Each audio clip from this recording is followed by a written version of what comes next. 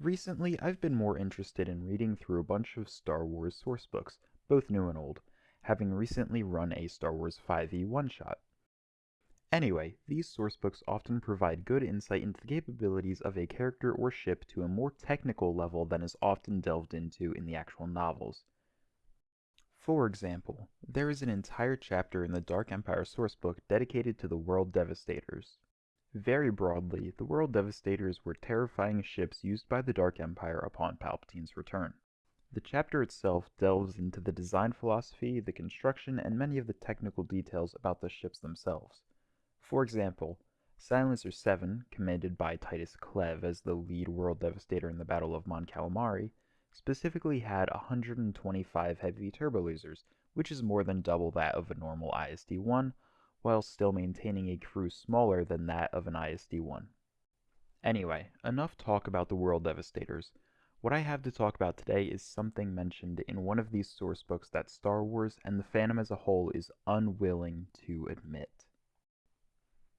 And that is that Palpatine was actually a Jedi Master. That may sound absurd, but in the Dark Empire sourcebook, his given type, I think something like a D&D class, is Jedi Master. Now, this isn't particularly surprising, as in much of the Star Wars works around the time of the sourcebook's 1993 publication, largely many aspects of the Force were directly tied to the Jedi themselves, with Jedi seeming to be a catch-all term for Force user, as the Sith weren't fully fleshed out. This specific example could be treated as a limitation of the game system itself at the time, as this is still a supplemental sourcebook for the West End Games Star Wars RPG system. The various dark side powers listed in the book are all in reference to Jedi, mentioning a Jedi who uses this power gains a dark side point, and mention only Jedi as users of said powers.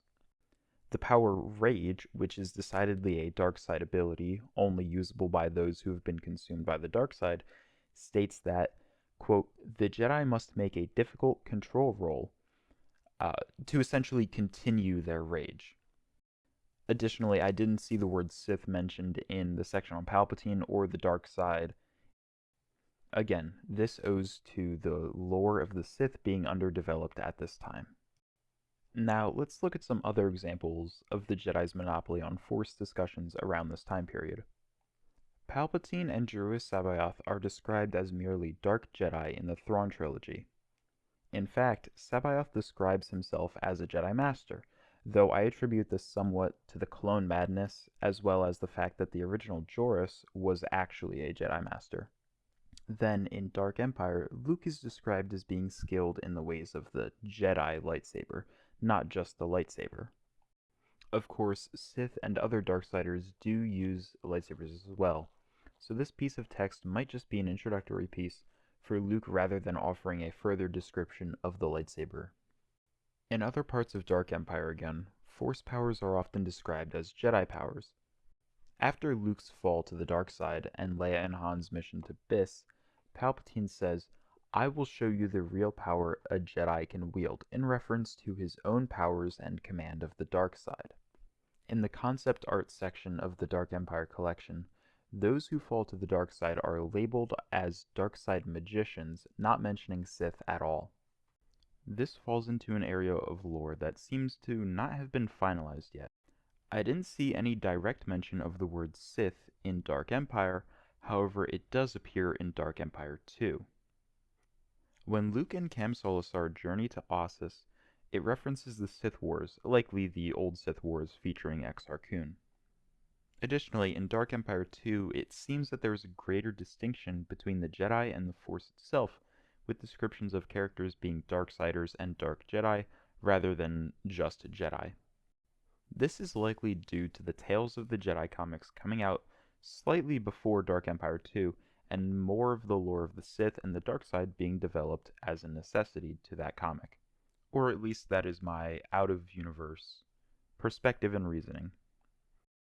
For at least some of these examples, I believe the in-universe reasoning could be related to the Sith's absence in the galaxy for some 1,000 years before the events of the films, and thus Force powers are just automatically attributed to Jedi. Take, for example, the mind trick, which was often called the Jedi mind trick. Of course, Darksiders could and did make use of such powers, though in the time around the movies, the Jedi have come to be known as the primary, if not sole, users of the mind trick, and it came to be largely associated with them specifically. A similar trend occurs in the Jedi Academy trilogy, where in the first book, Jedi Search, many of the neutral force powers are described as Jedi powers. Then, in the second book, Dark Apprentice, we see the usage of the term Sith to describe Exar Kun. And from this point, it seems like as Luke gains more knowledge about the nature of the Force and the conflicts between the Jedi and the Sith, that the series as a whole does a better job in drawing a distinction between the Jedi and the Force as a whole. Though this is just my perception, and I may add additional quotes in the comments to try and corroborate this. My point is, the nature and perception of the Force has changed somewhat since its inception, and some things can be considered to be retconned. But of course, there are other things that have been retconned in the massive history of Star Wars, and let's take a look at some of those from the same sources of media: the Thrawn trilogy, Dark Empire, and the Jedi Academy trilogy. In the Thrawn trilogy, when Thrawn gathers the Sparti cloning cylinders, there is mention of the Clone Wars. Obviously, the Clone Wars were known about since the very beginning, being mentioned by Obi-Wan on Tatooine, but concrete lore hadn't been planned out at that point for them. It was Timothy Zahn's interpretation or assumption that it was the clones who were the antagonists and the aggressive force in the war. Anyway, this interpretation is again that the clones fought the Republic, which is supposedly the actual history, especially considering that this was narrated by Pelion, who served the Republic Navy during the conflict. This is less likely to be something that was just conflated over the years, and again, this most likely falls into, again, that out-of-universe reasoning of the Clone Wars not being fully established, and eventually this idea being retconned later on. Now onto the Jedi Academy trilogy, which again discusses some of the events before the original trilogy. Mainly though, I will be focusing on Palpatine again. The book Jedi Search mentions that before Palpatine became Emperor, he was the President of the Republic. I think we can just chalk this one up to being a simple retcon, changing the title from President to Chancellor. Now, we also have something interesting from Imperial Ambassador Fergan of Kurita, who visited Coruscant not to negotiate with the New Republic, but rather to ostensibly pay homage to Palpatine, saying he wished to visit Palpatine's homeworld. Now, Palpatine was born on Naboo, as he was the senator for Naboo before becoming Chancellor. However, Naboo first appeared in the prequel trilogy years later, so this aspect of Palpatine's life could either be a retcon or possibly some form of propaganda, though I believe this is a case of the former. Although he spoke with a Coruscanti accent, he still maintained a villa on Naboo that he would visit, and many Imperials who were previously in service of the Republic, as well as common citizens, would have some knowledge as to Palpatine's origins that he could likely never fully cover up. Now, we get to the final thing that has led me down this rabbit hole in the first place.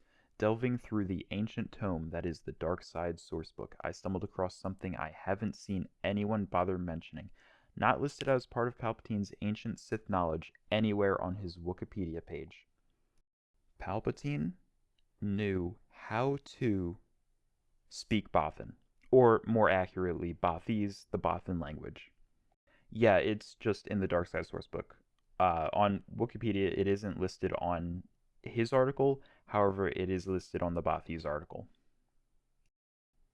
Anyway, that's all. Bye.